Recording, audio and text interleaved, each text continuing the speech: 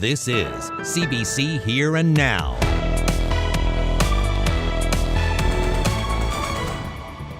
Step up in times of crisis, whether that's in our own province or in others. Water bombers from this province are in the air over Nova Scotia, fighting a fire that's forced thousands from their homes.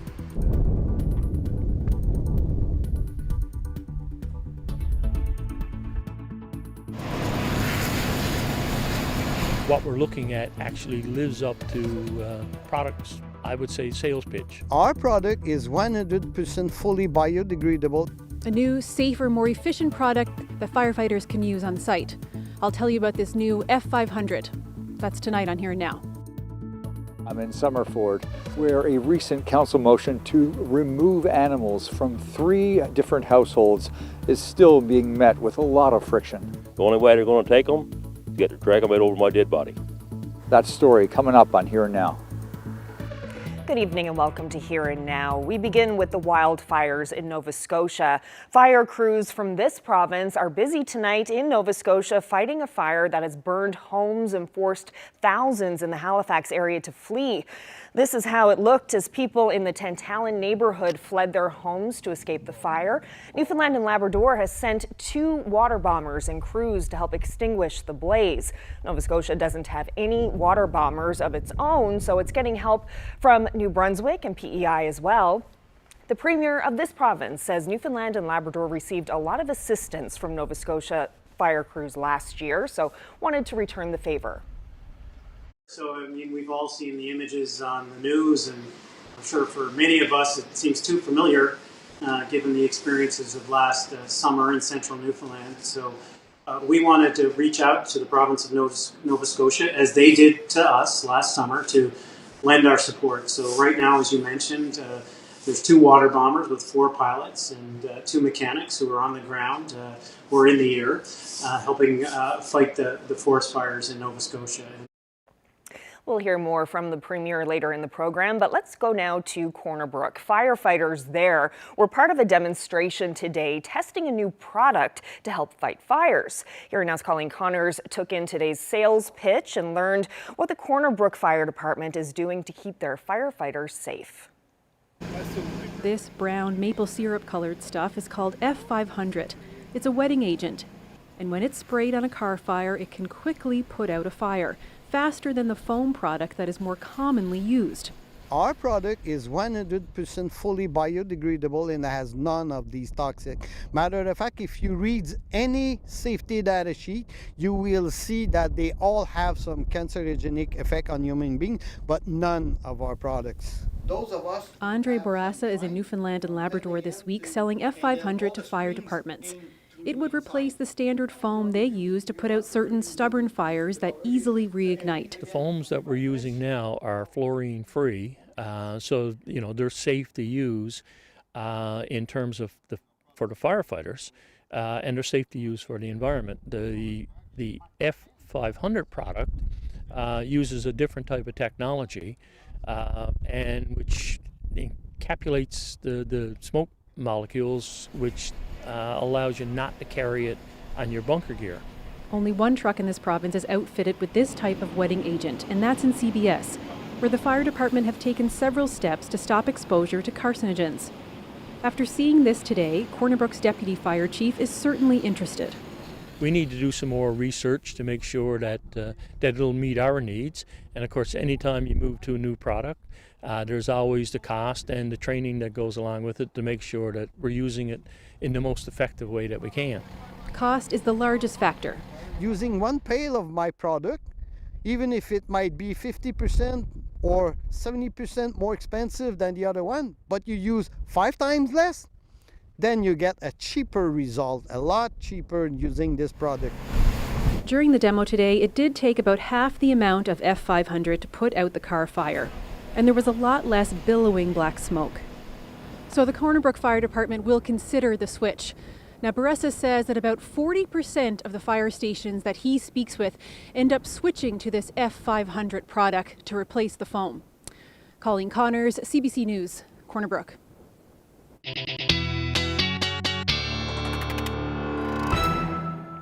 Good evening. I'm Heather Gillis filling in for Ashley Brawwaller tonight while she is at a conference that is about all things weather. So speaking about weather, let's get right to it. So for tonight, what we'll see in many places in the province, it's going to be a chilly and cloudy night with a chance of showers in through the Bonavista Peninsula, in through Terra Nova, Clarenville.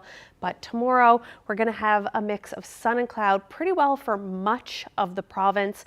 A chance of showers moving into the Northern Peninsula tomorrow evening, but we won't talk about that yet. Wednesday will be warmer, but again, a chance of showers. So, you'll have some nice, warm, above seasonal temperatures, but you'll have to contend with a few raindrops possibly as well. And let's take a look at this weather system that is making weather across our province, and that's this low that is sitting right off of our shores that actually brought a couple of centimeters, dare I say it, to snow to the Bayvert Peninsula and in through the Gander area.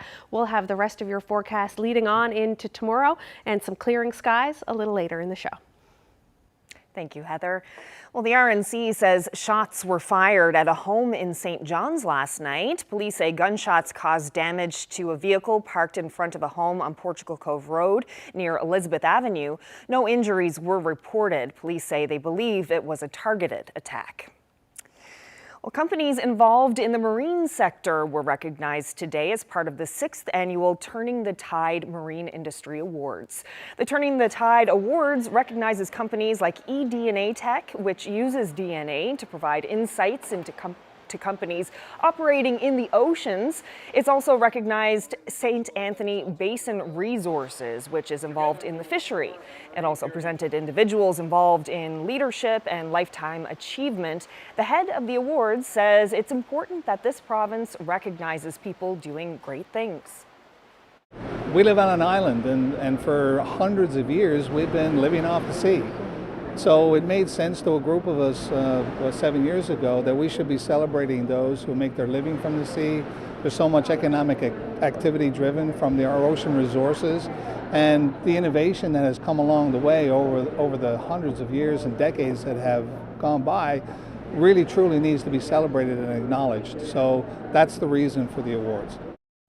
Well, to some sports news now. The Newfoundland Growlers are facing a do-or-die situation tomorrow night following a heartbreaking loss on Sunday to the Florida Everblades.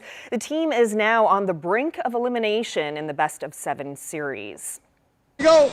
Todd Skirving at center against John McCarron.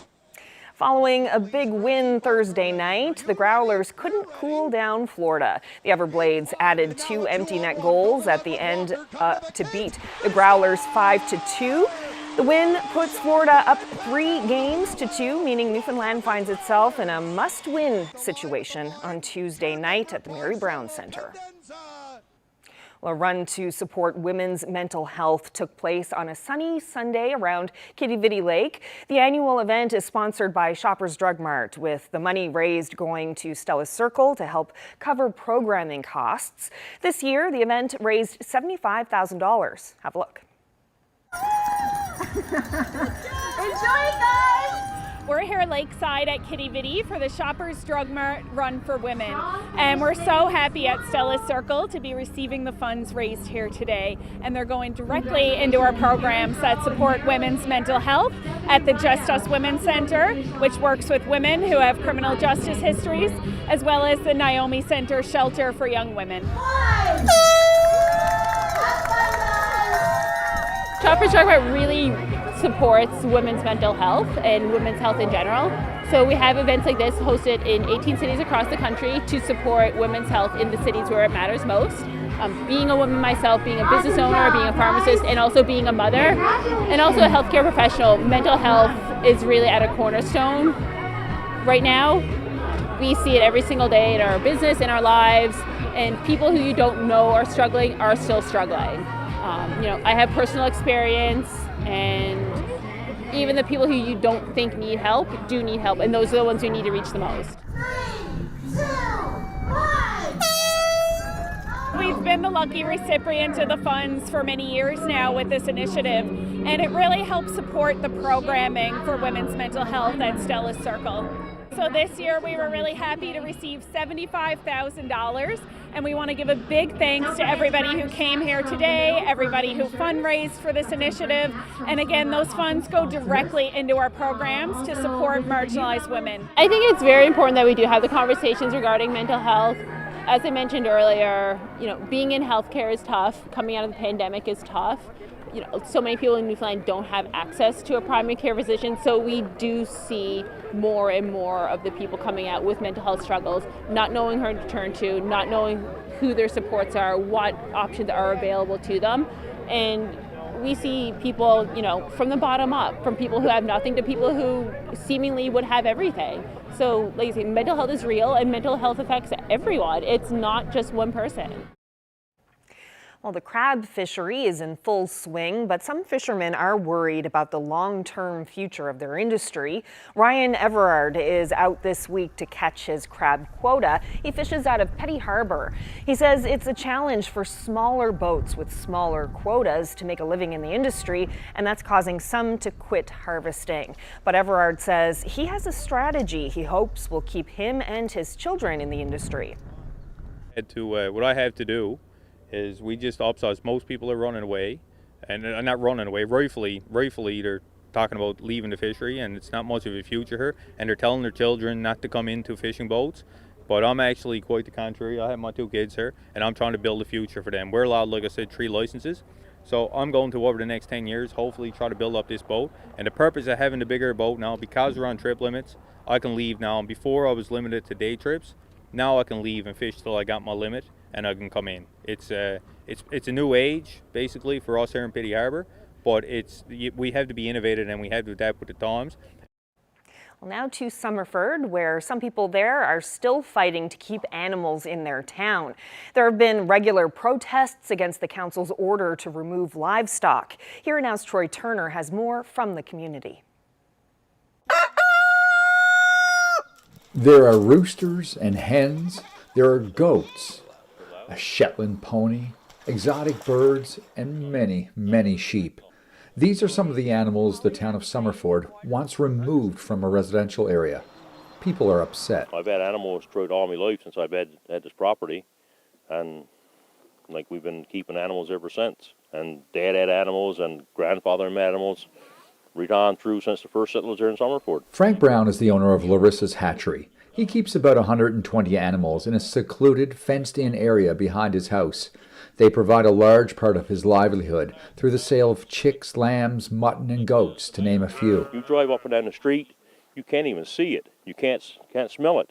You might hear it scattered time, but what's the difference in a sheep barn or a donkey barn and your neighbor's dog barn? In April, Summerford Town Council ordered Brown and 2 others to remove their animals and the structures used by the livestock.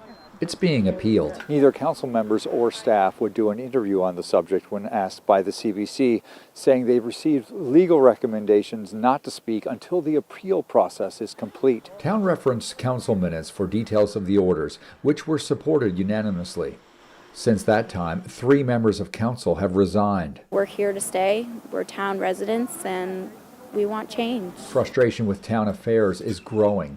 Residents have been holding regular protests outside Town Hall. I think everybody should be able to have a right to have what they want on their own land, especially if they're going to do it right. If they're going to pen up their animals and take care of them properly, I think you should be allowed to, provide for your family. My animals are here to stay. If he wants my animals taken out of this, if he wants to come out and shoot me or whatever he got to do, the only way they're going to take them is to drag them out over my dead body. Residents opposing this order of council say they're interested to see how the appeal process goes.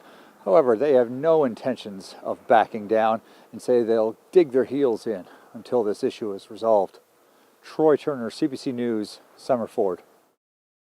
Well, as the weather warms up, more people will want to enjoy dinner and drinks on a patio. The St. John's Pedestrian Mall will be back this summer, but for the businesses, those patios aren't cheap. The CBC's Mike Moore explains.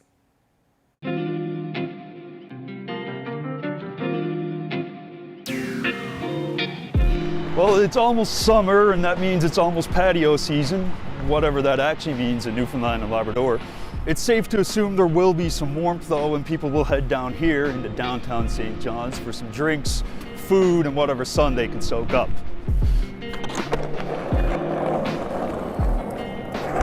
And while prices might be reasonable, it's not exactly cheap for businesses to serve people outside. So here's a look at what it costs a restaurant, a bar, or any other business to set up on the sidewalk or the street.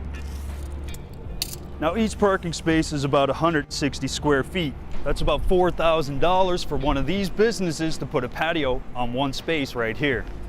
The city charges $25 per square foot if you're using a parking space, and told CBC most businesses use more than just one. So that $4,000 can quickly double. There's also additional fees on top, a $50 permit, which is good for a year, and 2 new fees for this year. The new charges include $345 for a lease administrative fee and $300 for a discretionary use development fee. Both of those are good for 3 years. It also costs $2.50 per square foot for anybody making use of the sidewalk.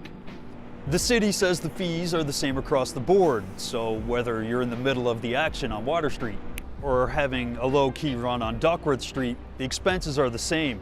The pedestrian mall generally runs from mid to late June until Labor Day, so these fees really only cover about 2.5 months of business. The city says the money doesn't quite add up to the same revenue gained from the parking fees and fines it's missing out on during the running of the mall, but every dollar earned goes directly into general revenue. So if you see the cost of your favorite burger increase in price this summer, just remember to enjoy yourself, and it's just the cost of business. Oh, interesting. Well, a man who hoped to set a world record for crossing the Atlantic in the smallest boat has had his dreams dashed.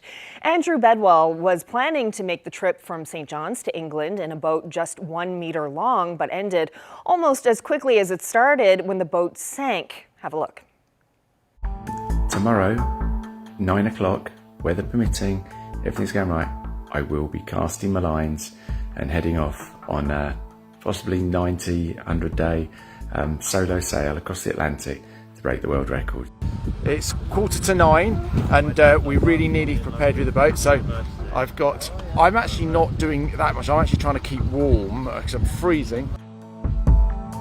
Hi there, so we had to make some modifications prior to leaving yesterday on the boat.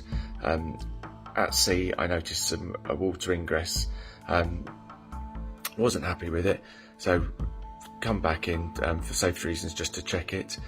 We're heading out to the boat now, well, in a minute, just to see to assess the situation and see what we're doing.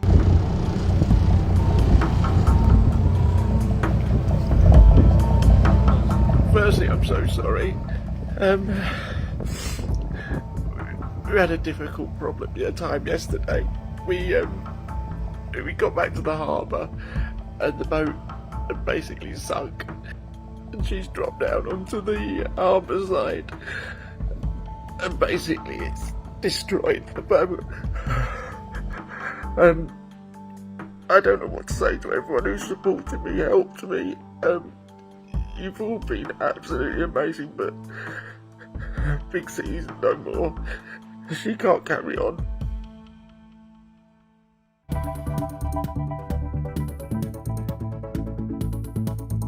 It is going to be a chilly night across much of the province. Temperatures at the freezing mark in the east, even cooler in some low-lying areas. We'll have details about tonight and tomorrow coming up a little later on Here and Now.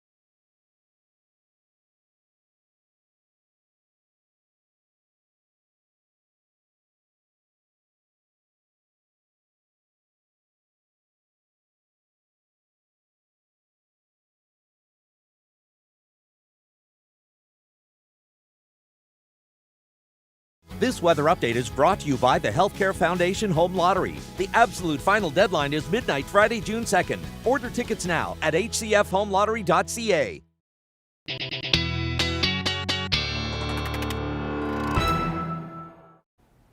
Well, have a look at this overload of cuteness captured by our videographer Curtis Hicks over the weekend. This family of baby foxes was spotted. Look at them, they're even posing for a picture. How cute. Now this is along the Skirwing Trail in Port Rexton. Oh my goodness, that is adorable. Look at him. Which poses the question, Heather, what does the fox say? That's a popular song, isn't it? I'm not going to sing it. That was really cute. Funny. Thank you, Curtis, for that dose of cuteness. Yeah, needed that today for sure. And another fun thing today, it's Heather's birthday. So happy birthday. Thank you very much, And Carolyn. welcome back to the studio. Oh, you're welcome. Glad to be here. And you know what? Not a bad day for it. So Yeah. let's take a look at the current conditions, especially here in St. John's outside our studio. 4 degrees, feeling like -1 though, factoring in, dare I say it, wind chill, gusts 37 right now, and cloudy skies over St. John's. So that temperature backing off today's high here in St. John's of 10 degrees, 14 in Cape Race though, also 10 down in Marystown. You know, not really a bad day temperature-wise here for much of the province. 7, 8, 9 degrees along the west and southwest coast. Getting a little bit cooler though on the northeast coast here today. We're along the Bay Verte Peninsula. You picked up a couple of centimeters of snow, some snowflakes in Gander today as well. Not really welcome weather for the end of May for many people. More thinking about spring than winter, sprinter in Newfoundland, I guess is what we call it. A couple of degrees along the coast of Labrador, 3 into Pekohovic and Hopedale, 7 in Nain. Warming up though in Churchill Falls and Labrador City today. Let's move on. Take a look at our future tracker here. So right now what we're seeing is some clearing skies over central Labrador and along the coast, and we're going to see this move along the island, some clearing skies into midnight. We will have a chance of showers though for eastern half of the island tonight, 40% chance of showers, and we will see moving in a chance of showers into central Labrador, into Happy Valley Goose Bay in the overnight and tomorrow morning when you wake up. Taking a closer look at our forecast for tonight. Like I said earlier, it is going to be a chilly night, especially here in the east half of the province. It's going to be 0 from Grand Falls, Windsor to Gander into St. John's, where we'll pick up that chance of showers here in the east. And if you're in a low-lying area in anywhere in our province tonight, it'll probably be a little chillier than the posted temperature. 1 in Marystown, cloudy for the rest of the province, really, except for Port aux Basques, where it'll be 2 degrees. Clear skies for you, so you'll be the outlier there. A couple of degrees basically through central Labrador and into Nain, and about 6 degrees into Labrador City. Light winds for the western half of the province, winds gusting to 40 along the north coasts exposed here across much of the province tonight. So taking a look again at the future tracker, we're going to see this precipitation move straight on down to really brush the northern peninsula, parts of the west coast tomorrow afternoon, and that's going to move right across the island and bring some showers tomorrow night, but it will be a nice sunny day until this happens. So let's take a look at our forecast for tomorrow. Sunny skies, a bit of cloud in there for you, 12 degrees in St. John's, a little cooler on the southern Avalon. We will still have those sunny skies, but 8 degrees. A nice warm day on the Burin Peninsula here, Marystown, and a degree warmer on the Bonavista Peninsula, 15 degrees. And that's just, you know, a good, nice seasonal high for this time of year. Moving on into central Newfoundland, Terra Nova, Clarenville area, 15 degrees into Gander, a little bit warmer in Grand Falls, Windsor, cooler along the coasts, along the Conagra Peninsula and up along the northeast coast as well. But as we move into the west coast, you know, those mid-teen temperatures persist, cooling down, of course, a little as we get into the northern peninsula and up into Labrador, 14 in Mary's Harbour, sunny skies all along here, except for when we get to coastal Labrador. We will see, you know, 7, 8 degrees for Nain, Makovic, picking up a few showers there. Some showers at 17 degrees in Happy Valley Goose Bay. But look at this, Labrador West, Churchill Falls, beautiful day. But with that warm weather, you'll get your winds start to pick up from the west as well, gusting to about 40. kilometers per hour. And I just want to show you this. Of course, all the wildfires that we're seeing, especially our neighbors in Halifax, a lot of that smoke that has been generated from much of these fires will stay offshore, so will not really impact us so much. But take a look at our fire hazard, low for most of the province, but high in Labrador West. We'll have a look at your long-range forecast a little later in the show. And as you can tell, Ashley, well, she's not here today. She's at a weather conference for the Canadian Meteorological and Oceanography Society, and that's where they're talking all things weather. Take a look. Yes, thanks, Heather. So today I'm down at the Sheridan for the CMOS conference, which we talked a little bit about last week, but lots going on here this week for sure. But we kicked everything off yesterday with a public panel about navigating extreme weather, and a lot of great conversations starting from there. Lots of great questions about, main key points I'd say though were the fact that, all of us need to be prepared for about 72 hours, regardless of what's happening in the weather. It's always a good idea to be prepared. The other things we talked about widely were climate change, and a conversation that really needs to be talked about and normalized going forward. So here's a little bit about that conversation. One of the big things that we're observing, and we know in climate change, will be warming in the higher latitudes compared to the tropics.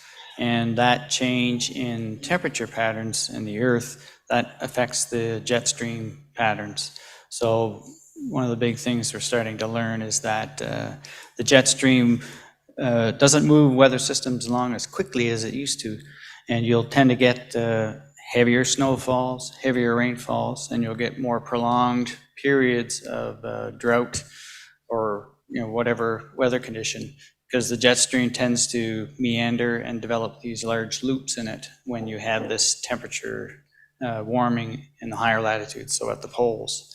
That's one of the big things. So you can get worse snowstorm even though it's global warming, climate change. That's why we often don't speak of it in terms of global warming per se, because a lot of the parts of the Earth are warming, but it's the way that these temperature differentials between the poles and the equator are affecting the way the weather systems move. So you get these droughts that are more prolonged and rainfalls. Everybody uses this polar vortex as a perfect example of that. It's the fact that that's what is responsible for winter in the northern hemisphere, right? But when we see these big fluctuations in the jet streams, that polar vortex sinks further south, which is exactly what he's talking about. So it's not necessarily, and I like that you said that about the global warming instead of using that climate change, is definitely because the climate is changing. That's just, we see that it's happening, and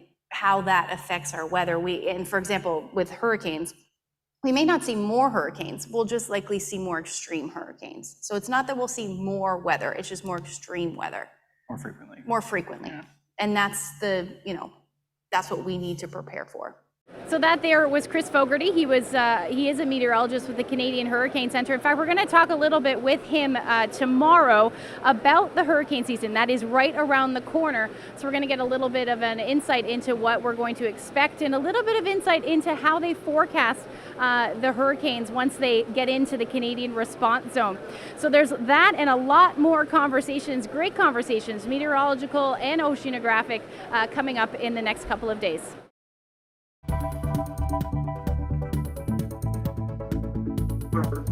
Capacity we have here in Newfoundland and Labrador would be available to him and to the people of Nova Scotia to help. How water bombers from this province are helping fight the fire in Nova Scotia. My conversation with the Premier is coming up.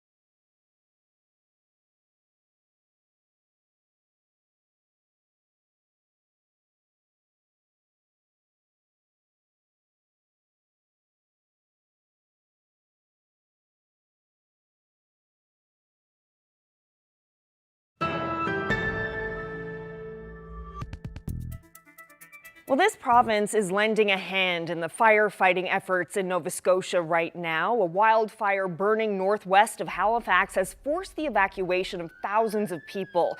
Now, this province sent 2 of its 4 water bombers to help extinguish the blaze. Here now to talk more about this is Premier Andrew Furey, who's in St. Anthony. Thank you so much for making time for us, Premier. No problem. How are you? Good, good. Well, can you talk about the role this province is playing in fighting the forest fires in Nova Scotia?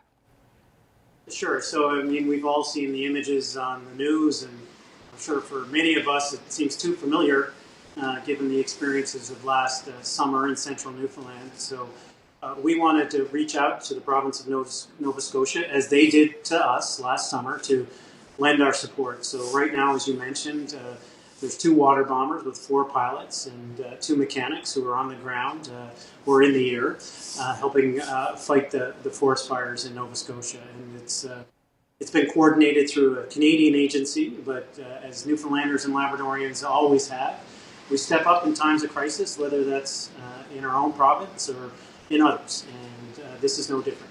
And the fire just started yesterday.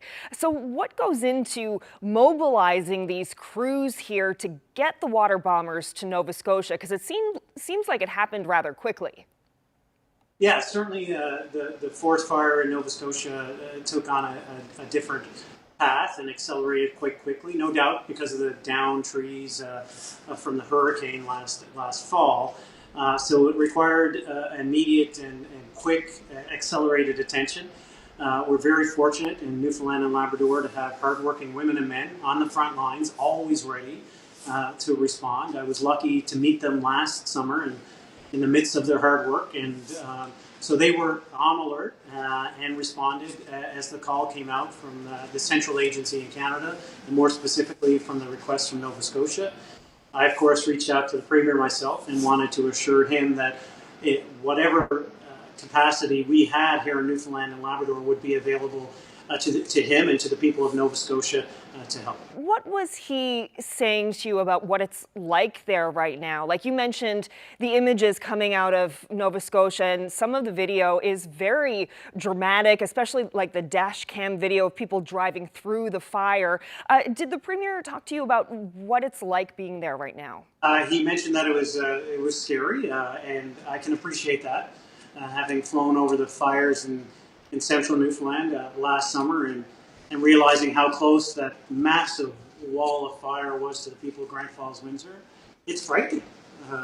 It's Mother Nature, the raw power of Mother Nature coming towards people with limited ability to respond. I mean, there's only so much we as humans can do to overcome such a gigantic force of nature, and I can appreciate his sentiment of being summarizing and being scary force, and it's something that I found profoundly frightening to see that wall of fire coming towards people of Grand Falls, Windsor, and I'm sure he felt the same for his people in Nova Scotia.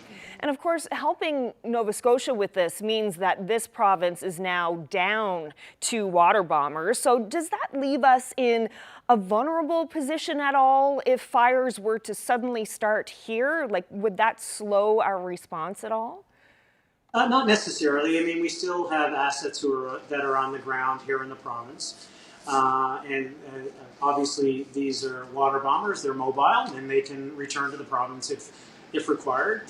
Thankfully, the threat of fire here currently is low, all of which, of course, was considered in the decision-making process. But if there's some unforeseen circumstances in which they are required back in Newfoundland and Labrador, they'd be able to return to Newfoundland and Labrador within hours.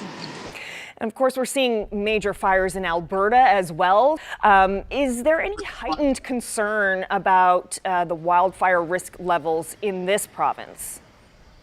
At this point, we don't have any heightened concerns other than, we're always alert, we're always aware, and people should be aware. People at home who will be going into Newfoundland and Labrador's beautiful wilderness should be always aware of fire risk. Right now, the assessment is low, but with a stretch of dry weather, that could change. But right now, we're not expecting anything in in the next little while, but again, that could always change. Well, Premier Andrew Furey, thank you so much for your time today. Really appreciate it. No problem. And I just really wanted to give a shout out to all the hardworking women and men who take on this work.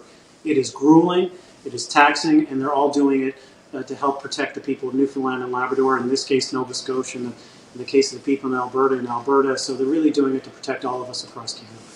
Thanks so much. Well, just a few minutes ago, officials in Nova Scotia gave an update on the fire. They said having those 2 water bombers from this province is having a big impact. Those are fabulous, fabulous tools to have on a fire. And basically what their job is to take the heat out of the fire to make the environment safe for the actual firefighters to get in there. So there's a lot of kind of behind the scenes work that goes on with the tankers. They are able to drop an extensive amount of water. They can saturate fuels ahead of the fire in order to slow the spread. So to have Newfoundland donate, that resource to us, we're very lucky that we have the relationship with them. They do, because the CL-415 is a big plane, and it's a huge asset for us to have here in Nova Scotia, especially given the particular situation we're in right now.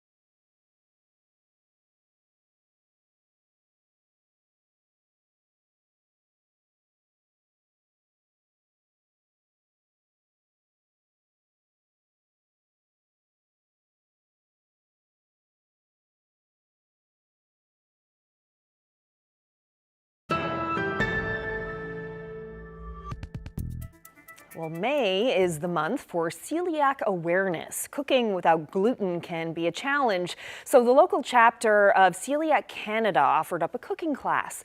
Tonight, we're slicing into a world where gluten is left behind, but flavor isn't. The newest member of our Here and Now team learned the art of making a gluten-free cake while discussing the challenges of living with celiac disease. Let's take a look inside the kitchen. Hello everyone, I'm Sakib Ibn Rashid Rivu. I'm an intern for CBC Newfoundland and Labrador, and today I'm with Chef Stephanie O'Brien. She is the owner and chef for Barding House Cookery, and she's going to make a gluten-free cake for us today. Actually, you're going to do all the work. I can do that. You can do that? Yeah, I can do that. So today I thought we would make something together, and it would be a chocolate, orange, gluten-free kind of dump and go cake. It's great for anyone who's a novice baker. Very, very simple and very, very easy. Sure. And we'll see that as we kind of get along. Let's get into this. All right. So what do you want me to do first? Why don't you start with the eggs? That's what I used to do with my mom. Awesome.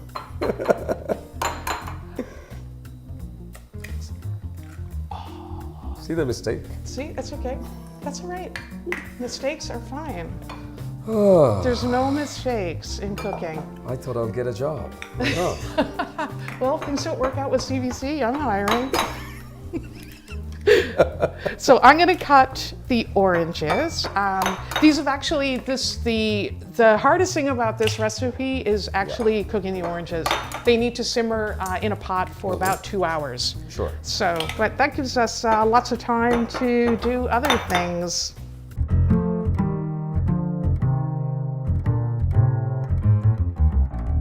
So now we're just going to put all of our other ingredients in. Sure. So I'm going to. Some sugar. So sugar. Yeah, sugar. Yep. So this is a cup of sugar, and this is cocoa powder. Everything is certified gluten-free here that I'm using, and that's more of the real issue. Celiac disease is one of those things where, because food is such a big part of our lives, you eat it 3 times a day, it's everywhere, it's part of our social system, it's part of the fabric of our social system, really. It's very difficult. It's a very difficult, and I'll call it, instead of a diet, I'll call it a lifestyle, because a diet sort of gives you that sense that it's something that we can just try. But this thing is a lifelong lifestyle that we have to adhere to keep ourselves healthy. Our organization represents people with celiac disease and also what we call non-celiac gluten sensitivity. These people present somewhat like ours. They have some of the similar symptoms, but they don't create that autoimmune response. Celiac disease is an autoimmune disease. In the presence of gluten, when somebody digests gluten, the body assumes it or sees it as a threat and mounts a autoimmune response that creates antibodies in our system and also destroys the lining of our stomach. That was Nancy Dawson, President, Newfoundland and Labrador Chapter, Celiac Canada. She was talking about her experience and her concerns, but in the meantime, we have come along a long way with our cooking. Here is our beautiful cake. So let's, we're gonna do a little bit of garnish just to get it ready, and we're gonna eat it. I'm already so hungry. I know, right?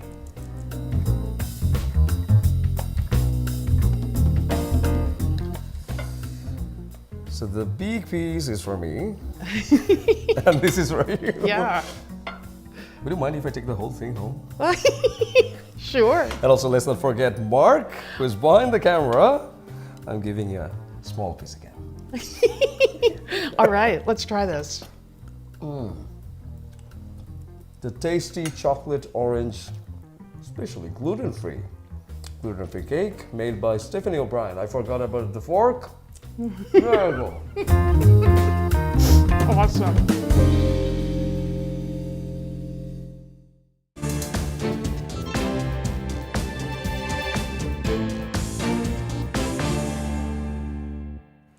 Voters in Alberta are casting ballots today to elect the next provincial government. Polls suggest the United Conservative Party and the Alberta NDP are in a tight race. As Malika Karim reports, Calgary is expected to be where the election is won or lost. Battleground Calgary is the focus of today's election in Alberta. The UCP, along with the NDP, are looking to sway votes amongst small C Conservatives. Here in this riding of Calgary-Bow, we have UCP incumbent Demetrius Nicolaitis, the Advanced Education Minister, squaring up against a well-known face in Calgary, six-term City Councillor Drew Farrell. CBC pollster Janet Brown on what her research showed about voters in Alberta. We're calling this a close election, but out of 87 seats, it's really not close in about 67 of them. It's a close election in 20 seats. So we're really going to zero in on those seats that are mostly in Calgary, and we're going to be looking to see whether, which party can get their vote out.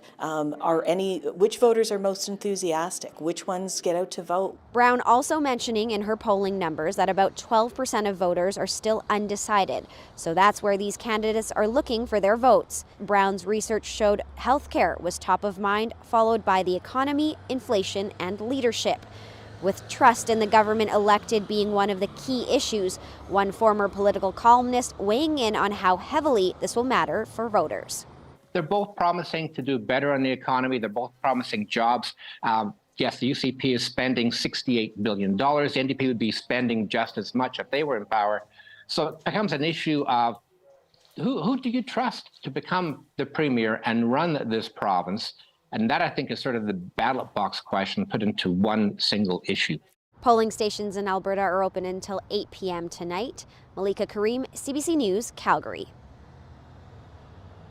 Well, the federal government is enhancing supports for Indigenous victims and survivors of crime.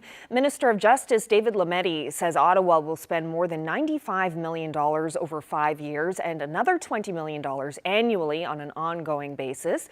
He says the new funding will help bring culturally safe supports to remote areas. We need for people to be able to have increased safety and protection, improve access to justice, respect rights, and support healing from the aftermath of harm and victimization. And the new ways should be Indigenous-led, sustainable, and responsive. Indigenous agencies and organizations know what they need from the justice system and what they need to assist victims in their healing journey. So this simply is the best way forward in supporting First Nations, Inuit, and Métis victims and survivors of crime. To all victims and survivors, you deserve to know that these important programs will be there for as long as you need them. Russia launched a rare daylight attack on Kyiv today.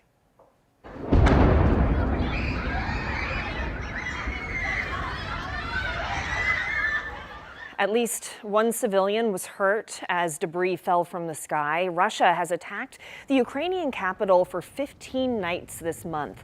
Ukraine says its air defenses are stopping the missiles from hitting their targets. Meanwhile, an aide to Ukraine's president tweeted today about a possible post-war settlement. He said a demilitarized zone of at least 100 kilometers should be established inside Russia along the border with Ukraine. The European Union's top diplomat said he believes Russia will only be willing to negotiate if it wins the war. Well, talks involving 50 countries, including Canada, began today in Paris. It's the second round of discussions with the goal of reducing pollution caused by plastics. Currently, right now, we are facing an active and ongoing situation with a forest fire. Although progress is being made, it's important to note that at this particular time, the fire is still not controlled.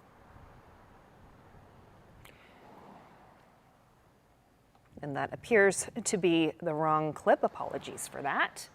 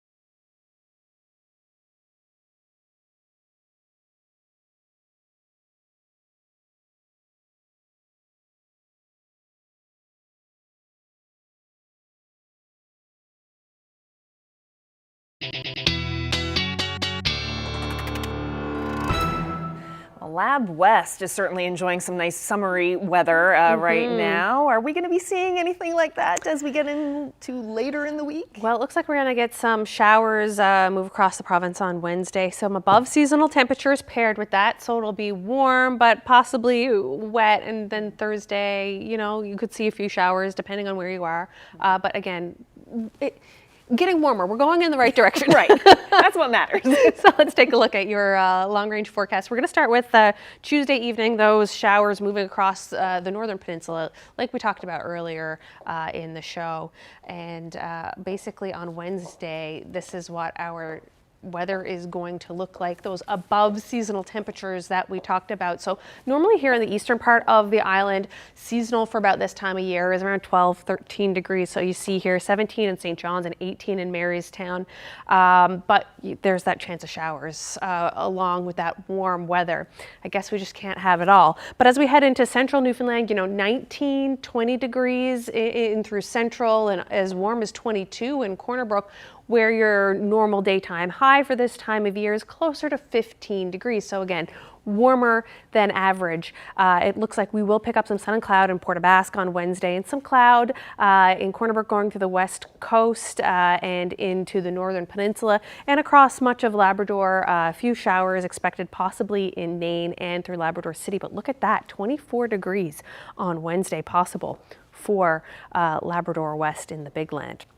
Taking a look at Thursday now, as those showers kind of dissipate, looks like there is some more poised Thursday evening for southern Labrador there.